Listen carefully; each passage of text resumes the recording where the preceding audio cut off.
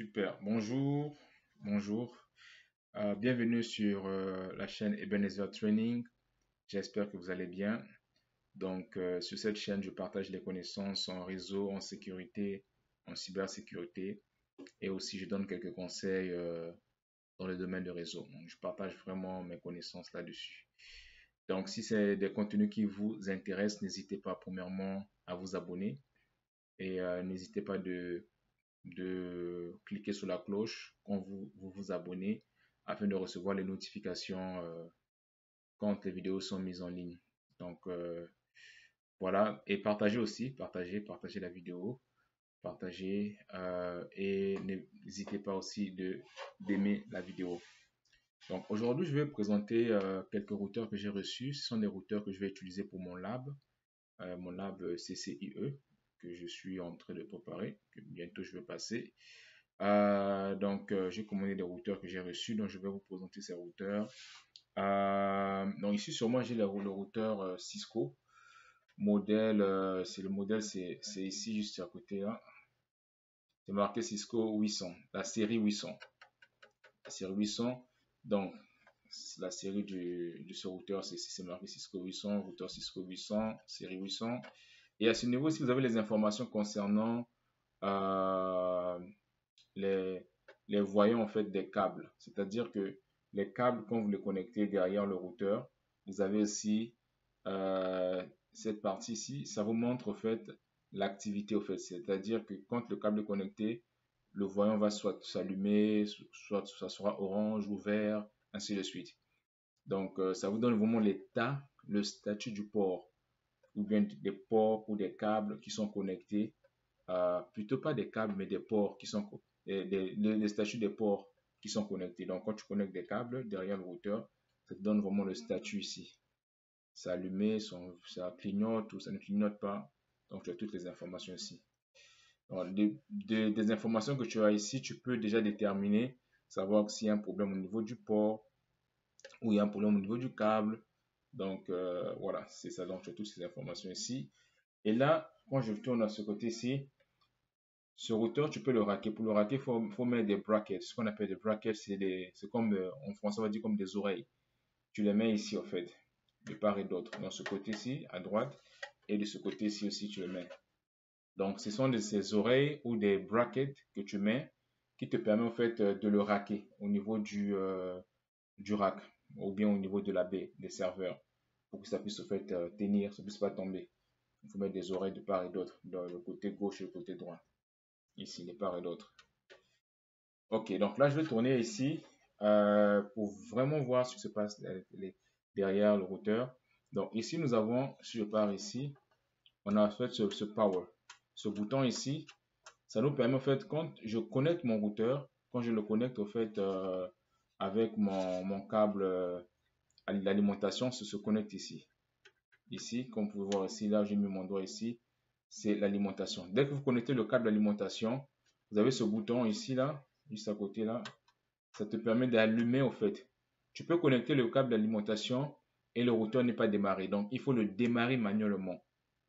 Donc, je m'explique. Tu connectes ton câble d'alimentation ici et le routeur, tu le démarres pardon, manuellement ici. Donc, quand tu appuies sur ce bouton ici, comme ça le démarre. Comme ça l'éteint. Tu démarres et tu éteins. Par contre, il y a d'autres routeurs, tu n'as pas bouton, je dis tu n'as pas bouton. Tu n'as pas besoin d'avoir ce bouton. Il y a des routeurs qui c'est vraiment automatique. Dès que tu connectes au câble, le power supply, ton câble d'alimentation, dès que tu le connectes, le routeur s'allume automatiquement. Il y a beaucoup de switches aussi qui sont comme ça aussi. Dès que tu connectes le câble, l'alimentation, ça va s'allumer. Ça démarre en fait, ça démarre le switch. Il y a aussi des routeurs qui sont comme ça. Mais il y a certains routeurs, dont le modèle série 800, qui ont ce bouton. Tu dois le faire manuellement. Donc tu l'allumes, tu l'éteins une fois que le câble d'alimentation est connecté ici. Donc là, ici, si je pars ici, tu as le câble console. C'est marqué console ici, quelque part en haut. Ici, c'est marqué console. C'est pas le câble, mais je voulais parler du port. Ici, c'est le port console. Donc, c'est ici que tu connectes ton port console si tu veux te connecter en mode console sur le routeur. Et là, tu as les... Hop, je pars où? Et là, tu as 1, 2, 3, 4. Tu as des ports Ethernet. le port Ethernet sur lequel tu peux connecter, relier ce routeur à un autre routeur peut-être ou connecter le switch sur l'un de ces ports, sur l'un de ces quatre ports ici. Donc, et tu vois, ils ont ici une option de la clé USB. Pourquoi cette option en fait? Le port USB, ça sert à quoi le port USB? Parfois, les gens peuvent se poser des questions, mais pourquoi ils ont mis le port USB sur le routeur? En fait, le port USB te permet d'installer, si tu veux faire une mise à jour de firmware, c'est-à-dire de l'image, tu as l'image du système d'exploitation du routeur que tu veux mettre à jour, tu peux le faire de deux manières. Tu peux le faire en passant par le serveur TFTP. Tu copies au fait l'image qui se trouve sur le serveur TFTP, tu le copies sur ton routeur. Ou deuxième chose que tu peux faire, c'est que tu copies ton image de ton système d'exploitation, tu le copies sur ta clé USB et tu viens connecter ta clé USB à ce niveau-ci. Tu le connectes ici et quand ta clé USB est connectée ici, tu peux maintenant exécuter, aller chercher ton image sur ta clé USB et l'installer sur ton routeur. C'est pour cela tu as cette partie clé USB, c'est le port USB. Et ici, c'est le port management. C'est bien ça. Oui, non, ça, c'est le port management. C'est le port One, FE1. FE1 ici. Ok, parfait. FE-LAN. Généralement, c'est vraiment c'est pour le fast Ethernet. Parce que tu as les ports qui sont en giga. Tu as les ports qui sont en fast Ethernet. Donc, ça dépend vraiment de la vitesse, la manière que l'équipement est conçu. Donc, voilà, pour console ici. Et une autre information, on a le numéro de série ici du routeur et la MAC adresse à ce côté-ci, sa MAC adresse. Voilà un peu comment c'est conçu. Et là, c'est marqué Cisco, juste ici, là, Cisco 881. C'est vraiment ce routeur, type de routeur Cisco 881. On va le démarrer dans un prochain cours. On fera des tests là-dessus. Je le mettrai en marche. On va faire plusieurs labs dessus. Donc, j'ai ça et j'ai aussi un autre routeur que j'ai eu ici. Ça, c'est par contre le modèle, c'est le modèle 1800, donc la série 1800, comme vous pouvez voir ici. Série 1800, c'est marqué ici. Ok, série, juste un instant. Série 1800, donc c'est la série 1800 qui est ici. Donc là, vous avez ici les informations, comme je disais, pour l'autre routeur. Ici, hop, hop, hop, hop. Ici, vous avez les informations des ports. Donc ici, il y a, je compte 9 ports, ouais, 9, 10, 11. À peu près 11 ports. Donc vous avez toutes les informations. En fait, tout ce qui est derrière ici, si vous voulez avoir les informations sur tout ce qui est connecté derrière ici, dès que vous connectez quelque chose ici, là, derrière ici, là, vous connectez quelque chose sur l'un de ces ports, automatiquement, vous devez avoir un statut ici. Hop là, ok, un statut ici. Ça va vous montrer si c'est allumé ou pas. Donc là, vous pouvez déterminer, comme je disais, le statut du port. Savoir est-ce que c'est le problème avec le port, est-ce que c'est le problème avec le câble, est-ce que le port est shutdown. Shutdown, ça veut dire que le port est fermé. Est-ce que le port est fermé ou est-ce que le port est en marche ou est-ce que c'est peut-être le câble qu'il faut changer. Donc vous avez toutes les informations ici. Ça vous donne vraiment le statut de tout ce qui est connecté derrière. Donc voilà, ça c'est le modèle tac, tac, tac, tac, tac, tac, tac, 1800, Cisco 1800, série 1800. On va le tester, je le testerai, je vais le tester. Je l'ai acheté, je l'ai eu, donc c'est ça, c'est pour vraiment pour faire les pratiques. Ok, donc on va tourner derrière ici. Comme je disais avec l'autre aussi, vous voyez vraiment la différence, hein. L'autre c'était modèle 800, série 800, c'était à ce niveau aussi, série 800. Donc là vous avez ici Cisco et vous avez la série ici. Donc là, je tourne ici. Vous voyez un peu comment c'est composé. Donc vous avez ici, c'est aussi ici. Voilà, ça c'est des ports Ethernet. Là, vous connectez peut-être le switch, vous connectez peut-être l'imprimante. Voilà, vous le connectez ici. Ce port ici. Et l'autre là, ici, non, je pense que ça c'est des ports USB. Juste le regarder là. Ouais, Donc, les ports USB ici, on a, par contre, ici, sur ce modèle-là, sur cette série, on a deux ports USB. Comme vous pouvez voir ici, deux ports USB. Et si je pars plus, je dois regarder aussi là, hop, plus vers la, ici là, tu as le port FE, face Ethernet, je pense là. FE ici, FE. Et ici, tu as le port console et le port auxiliaire. Port console, le port auxiliaire. Par contre, sur l'autre modèle, il y avait pas le port auxiliaire, il n'y avait que le port console. Donc, si tu peux connecter ton câble console sur ce port pour pouvoir avoir accès au mode console sous le routeur. Donc là, je parle de l'autre côté. Tu as ce bouton toujours ici qui te permet de l'allumer manuellement. Donc, quand tu connectes à ce niveau-ci, vous voyez un peu comment c'est composé l'alimentation. Pour l'autre, l'alimentation n'était pas, c'était différent. C'était juste quelque chose comme ceci. Attendez. C'était quelque chose comme ceci. Hop, 2 secondes. C'était quelque chose comme ceci, l'alimentation. Vous voyez, pour l'autre routeur, c'est comme ça. Donc, tu connectes. Par contre, pour celui-ci, on voit que l'alimentation est comme ça. Vous voyez? Là, c'est l'alimentation pour ce routeur-ci. Vous voyez? Attendez, je vais vous montrer. Vous allez voir. Vous voyez, l'alimentation pour ce routeur. Tac, c'est ici. Ouais, c'est ici. Vous voyez? Là, c'est son alimentation. Donc, ça dépend vraiment des modèles ou de la série du routeur. Donc, l'alimentation à ce niveau-ci. Et vous avez les informations ici sur la MAC adresse et le numéro de série. Juste ici, MAC adresse, numéro de série. Voilà. C'est ça. Donc, ça, c'est le modèle 1800. On va le tester aussi, on le mettra pour voir. Ok. Là, maintenant, je vais vous montrer notre modèle. Ça, par contre, vous allez voir la différence. Ici, c'est le modèle 800. Bon, c'est toujours la série 800. Toujours la série 800. Série 800. Mais c'est différent. Juste un instant. Mon téléphone s'active. Ok, excusez-moi, c'est mon téléphone qui s'est activé. Ok, donc, série 800. Ici, vous pouvez voir la série. Vous devez d'abord déverrouiller votre iPhone. Excusez-moi.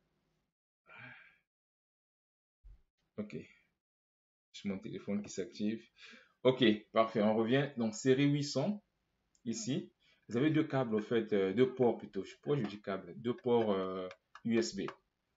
Donc, vous pouvez connecter la clé USB, télécharger le firmware, installer le firmware. En parlant de firmware, je fais allusion à la version du système d'exploitation. Donc, l'image que vous devez exécuter, en fait, sur ce boîtier ou sur cet équipement. Si vous voulez faire la mise à jour du système d'exploitation de cet équipement. Ok, donc voilà un peu la composition. Pareil comme les autres, hein, vous avez toutes les informations ici. Toutes les informations ici, là. Cisco. Et là, derrière, vous allez remarquer que celui-ci est un peu différent. C'est vrai que c'est le modèle la série 800. Là, c'est par contre Cisco 800. Vous allez voir ici, Cisco 891. Donc, on a toujours la même composition, les ports Ethernet. On peut connecter notre switch. Et par contre, ici, ça change. Vous voyez un peu, le port console est au milieu. Le port auxiliaire juste à côté ici. Et l'autre ici, c'est le port, je sais pas c'est quel port ici, là, c'est V.92. Bon, on a le port Giga ici en bas et le port FE en haut. 1 Giga ici, juste ici. Voilà un peu, tac, tac, tac, tac, tac, tac, tac. Et là, vous avez l'alimentation, juste ici à ce niveau. Mais non, dites-moi ce que vous constatez à ce niveau-ci. Ce que vous constatez, c'est que on n'a pas le bouton qui nous permet de l'allumer manuellement. Vous voyez un peu la différence. C'est vrai que la composition est un peu différente par rapport aux autres, mais il n'y a pas le bouton vous avez vu dans l'autre routeur, dans les autres routeurs, il y avait le bouton qu'on allumait manuellement. Ici, on n'a pas avec le Cisco 80, 800, 891. Il n'y en a pas. Donc, cela veut dire que si je connecte le câble d'alimentation ici. Vous voyez le câble d'alimentation ici, c'est le port ici, le câble d'alimentation. Je le connecte ici. ça va automatiquement démarrer le routeur. Par contre, pour les autres, ils ont un bouton qui leur permet de l'allumer manuellement ou bien de l'éteindre aussi. Vous voyez un peu? Donc, ça, c'est mon série 800, mais 891. Voilà l'information sur la marque adresse, numéro de série, se trouve ici. C'est marqué Cisco. Vous pouvez voir. Mais non, il y a des gens qui peuvent se dire, mais comment tu as fait pour te procurer de ces routeurs? Ben moi, je les ai achetés sur Marketplace. Vous pouvez aussi les trouver sur eBay. Je vais vous montrer, en fait, pour ceux qui sont ici au Canada, ou même pas juste au Canada, mais si vous êtes même dans d'autres pays, je pense eBay, vous pouvez vous en procurer. Là, sur eBay, il y a ebay.canada, puis ebay.fr pour la France, ebay.com pour les États-Unis. Je pense eBay, est-ce qu'au Congo, il y a eBay? Je ne sais pas s'il y a eBay pour le Congo, mais vous pouvez les acheter sur eBay. Sur eBay, ce sont vraiment des équipements qui sont déjà utilisés, que les gens revendent. Donc, par exemple, vous voyez dont je parlais tantôt là, le modèle 800, je clique dessus. Donc voilà. À 100 euros, par exemple, ici, 45 euros. Approximativement en dollars, 67. Donc, on dira 68, puis c'est 67,83. Donc, voilà à peu près comment ça se représente. Donc, ça, c'est bien pour ceux qui veulent faire des labs, avoir des équipements physiques, parce que c'est bien aussi d'avoir des équipements physiques, parce qu'il y a certains, il y a certains, il y a certains, il y a certains outils que tu utilises, par exemple le Packet Tracer, des logiciels, tu es limité au niveau des commandes. Il y a des commandes que tu ne peux pas exécuter avec le logiciel tel que Packet Tracer. Parce que les routeurs qui ont été conçus dans ce logiciel, ou des commutateurs ou des switches qui ont été conçus dans ce logiciel, sont limités au niveau des commandes. C'est pour cela que beaucoup de gens vont plus utiliser GNS3, parce que GNS3, en fait, c'est comme si tu travailles dans l'environnement réel. Ça te permet vraiment de configurer, pas juste de configurer, mais tu as plus de choix, plus de commandes par rapport à Packet Tracer. Mais c'est aussi bien d'avoir le matériel physique aussi. Ça te permet vraiment de te mettre en mode entreprise, c'est-à-dire que tu es vraiment, tu vois comment ça fonctionne, comment tu connectes les appareils. Ça te donne vraiment une idée comment ça réagit. Par contre, le virtuel, tu as une petite idée. C'est bien le virtuel, mais le physique aussi, c'est mieux si tu peux vraiment en acheter. Moi, je vous encouragerais vraiment, si vous pouvez les avoir, achetez-les. Voilà, parfait. Donc, sur eBay, tu peux avoir les équipements, tu peux les commander, les acheter à les prix des équipements qui sont ici. Et il y a aussi, ils donnent les informations sur l'équipement. Voilà, bonjour, routeur Cisco. Voilà, série, voilà. Donc, c'est le routeur 888 EA Cisco, donc la série 800. Donc, dans cette série-ci, là, dont je vous ai parlé, c'est vraiment la série là. Mais c'est le modèle 888. Vous voyez ici donc la marque Cisco, utilisée, conditions utilisées. Vous avez toutes les informations de l'équipement que vous voulez acheter ici. Donc le vendeur met toutes les informations ici. Et il dit par exemple nous contacter pour photos complémentaires. Voilà. Donc c'est un peu ça.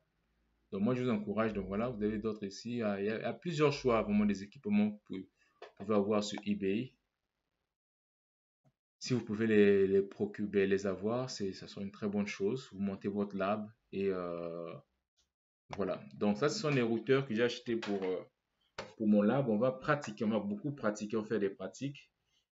Euh, Comme ça, on fera on fera beaucoup de choses là-dessus avec ces routeurs. Et c'est ça. J'ai aussi avec moi un switch que j'ai avec moi ici. Donc, on va vraiment travailler dessus, on va faire beaucoup de labs.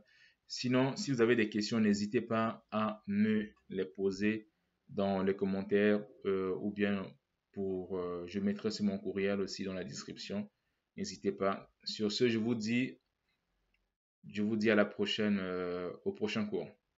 Portez-vous bien. Bye.